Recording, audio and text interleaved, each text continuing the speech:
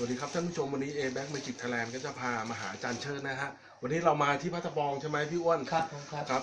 อันนี้คืออะไรฮะอันนี้ชั่วโมงอันนี้เปรี้ยไอโซพระไอโซ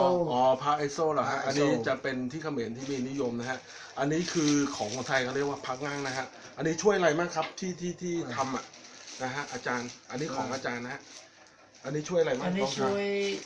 เธอไอ้คลาเอามานั่งเตย อันนี้คือสำหรับเต้าโจเอามนุษย์โจเจ็ดกิสลานโมสไรสลานสไรสลานในคิวก็เนี่ยในกอโมจานะเต้านาเรื่องรวยบ้านใช่ไหม ตาดี บ้านสไรสลานเพื่ออันกาเต้านาเกณฑ์เมตตาสลานมานะสนะจุ่มใส่โจเจ็ดสลานชนะเคยการนาเนตเมตตาเอกขามาต้นเจ็ดต้นทามต้นเต็มใส่นโมเกียรติเมียอาอุบาน อันนี้ให้ท่านผู้ชมดูนะฮะอันนี้คือพักงั่งนะฮะหรือไอโซ โซ พระไอโซก็คือของที่เขมรนะฮะอันนี้ของที่พัทบองอันนี้เป็นเนื้อสำริดเก่านะฮะ เปรี้ยเฮอันนี้ อันนี้เอาดูตัวนี้ดีกว่า อันนี้เปรี้ยปดเปราะเนยสา อัน นา นี้ให้ท่านผู้ชมดูนะฮะอันนี้ A-Back Magic Thailand อันนี้ของแท้นะฮะอันนี้เป็นพระงั่งตาแดงนะครับท่านผู้ชมอันนี้อาจารย์ปลูกแล้วใช่ไหมพี่อ้วน ปลูกแล้ว ปลูกแล้วอาจารย์ลองสวดให้หน่อยดิลองสวดดิ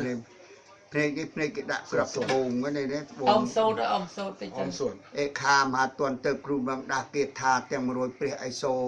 เต่าตีนาชเมเมียชเนสเตาตึกไม่ตวนตึกตวนใดตวนเต็มนึกใส่ปลอกใส่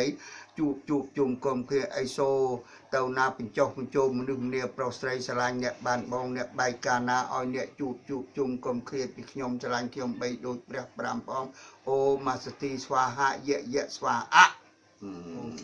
คุณเจริญครับอาจารย์ให้ผมนะฮะพระไอโซคือของเขมรนะฮะหรือไอ้งั่งนะฮะผมให้ดูอันนี้ก็คือเป็นเนื้อสำริดเก่าเลยคุณเจริญครับขอบคุณมากครับท่านผู้ชม